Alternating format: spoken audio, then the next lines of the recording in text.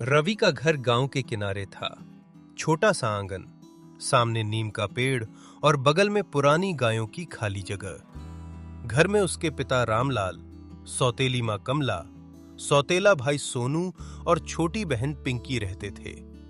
रवि की असली माँ उसे बहुत छोटा छोड़कर चली गई थी।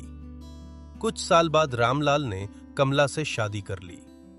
शुरू शुरू में सब ठीक था, लेकिन धीरे धीरे कमला का व्यवहार बदल गया। सुबह का समय, कमला जोर से चिल्लाई, रवि, ओ रवि, कब तक सोएगा? सूरज सिर पर आ गया। रवि भागता हुआ बाहर आया। माँ, मैं उठ गया। कमला आंखें तरेरते हुए बोली, माँ, मुझे माँ मत कहा कर। पहले जाकर हैंडपंप से पानी भर, फिर गाय को चारा डाल, फिर बाजार से तेल ले आना। सोनू चारपाई पर बैठा मोबाइल चला रहा था। सोनू भी तो। सोनू स्कूल जाएगा, तेरी तरह निकम्मा नहीं है। रवि चुप हो गया। पिता रामलाल बाहर आए। क्या हुआ सुबह सुबह? कमला तुरंत मीठी आवाज में बोली, कुछ नहीं जी, मैं तो इसे समझा रही थी। बड़ा हो गया है, जिम्मेदारी सीखनी चाहिए। बेटा, कमला सही कह रही है, घर का काम सीखना चाहिए। रवि ने सिर झुका लिया। जी बाबूजी। वह बाल्टी उठाकर हैंडपंप की तरफ चल पड़ा। रास्ते में उसका दोस्त मोहन मिला। मोहन हंसते हुए बोला, अरे महाराज, फिर से पानी सेवा? रवि मुस्कुराया। हाँ भाई, मेरी किस्मत में यही लिखा है। तू इतना सब सहता क्यों है? क्या करूं, बाबूजी खुश रहें, बस वही काफी है। मोहन ने कंधे पर हाथ रखा। एक दिन सब ठीक होगा। रवि बस हल्का सा मुस्कुरा दिया। शाम को सोनू स्कूल से आया और बैग पटकते हुए बोला, माँ, भूख लगी है। कमला तुरंत रसोई में गई। अभी गरम पराठे बनाती हूँ बेटा। उसी समय रवि खेत से लौटकर आया। कपड़े मिट्टी से भरे थे। मुझे भी बहुत भूख लगी है। पहले लकड़ी काट, फिर खाना मिलेगा। रवि थक कर बोला, सुबह से काम कर रहा हूँ। जबान चलाने लगा है। पिता वहीं बैठे थे, लेकिन चुप रहे। रवि ने कुल्हाड़ी उठाई और लकड़ी काटने लगा।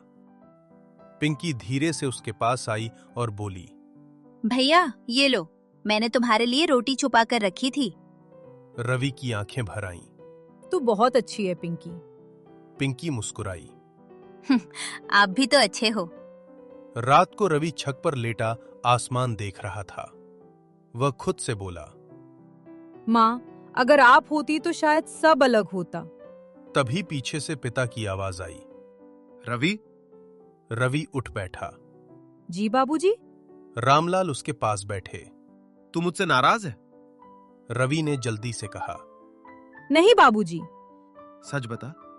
रवि कुछ पल चुप रहा। बाबूजी, क्या मैं इस घर में बोझ हूँ?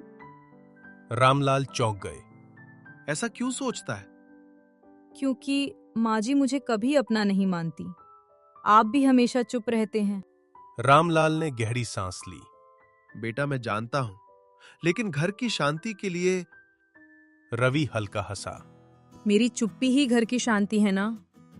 रामलाल के पास जवाब नहीं था। अगले दिन गांव में खबर फैली। शहर से बड़े सेठ धनराज आने वाले थे। वे गांव में एक नया गोदाम खोलना चाहते थे और मेहनती लड़कों को काम देने वाले थे। मोहन दौड़ता हुआ आया।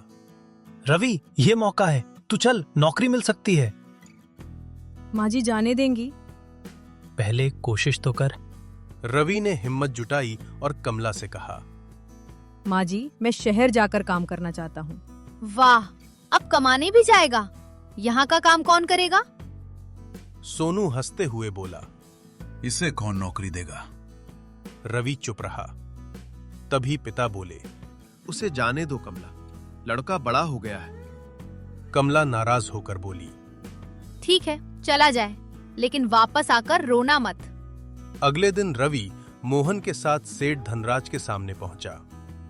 धनराज ने कुछ सवाल पूछे। क्या कर सकते हो? जो काम देंगे पूरी ईमानदारी से करूंगा।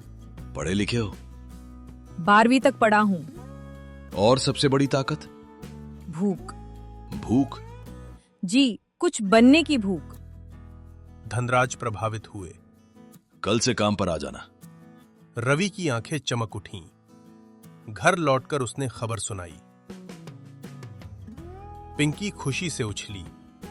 भैया को नौकरी मिल गई। सोनू बोला। देखते हैं कितने दिन टिकता है। कमला ताना मारते हुए बोली। 2 दिन में वापस आ जाएगा। लेकिन पिता पहली बार मुस्कुराए। मुझे तुम पर गर्व है बेटा।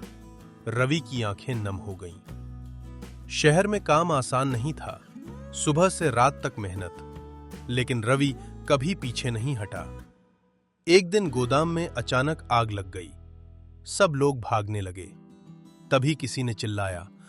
अंदर मुंशी जी फंस गए। सब डर गए। रवि बिना सोचे अंदर भागा। धुएं के बीच उसने मुंशी जी को बाहर निकाला। सेठ धनराज खुद वहां पहुंचे। पागल हो गए थे, जान जा सकती थी। जान बचानी जरूरी थी मालिक। धनराज की आंखों में सम्मान था। कुछ दिनों बाद उन्होंने रवि को ऑफिस बुलाया। आज से तुम सुपरवाइजर हो। मैं? हाँ, ईमानदारी और हिम्मत किताबों से नहीं मिलती। धन्यवाद मालिक। उधर गांव में सोनू गलत संगत में पड़ गया था। जुआ, झूठ और उधारी। एक दिन कुछ लोग घर आ धमके। अपने बेटे से कहो हमारा पैसा लौटाए। कमला घबरा गई। कौन सा पैसा? 50,000। रामलाल के पैरों तले जमीन खिसक गई। माँ, मैंने सोचा था जीत जाऊंगा। हाय राम, अब क्या होगा? तभी दरवाजे पर आवाज आई। मैं आया हूँ। सबने देखा, रवि खड़ा था। पिंकी दौड़कर उससे लिपट गई। भैया। रामलाल की आंखें भर आईं। कमला चुप थी। कितना पैसा है? 50,000। रवि ने बैग से पैसे निकाले। ले जाइए।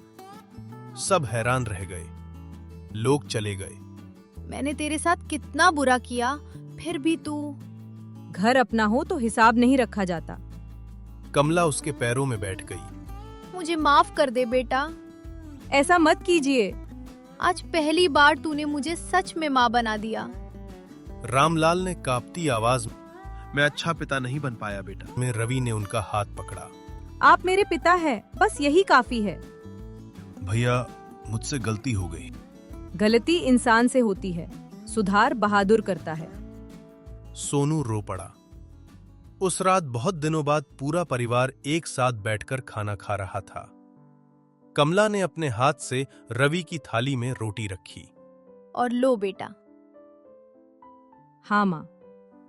ये सुनते ही कमला की आंखें फिर भर आईं। पिंकी हंसते हुए बोली। अब हमारा घर सच में घर लग रहा है। सब हंस पड़े। नीम के पेड़ के नीचे हवा चल रही थी। रवि आसमान की तरफ देखकर मन ही मन। माँ, अब सब ठीक है। सच्चा इंसान वही है जो मुश्किल समय में भी अपने संस्कार न छोड़े। माफ करना और परिवार को जोड़कर रखना ही सबसे बड़ी ताकत है। लेखू टून्स को लाइक एंड सब्सक्राइब करें। थैंक्स।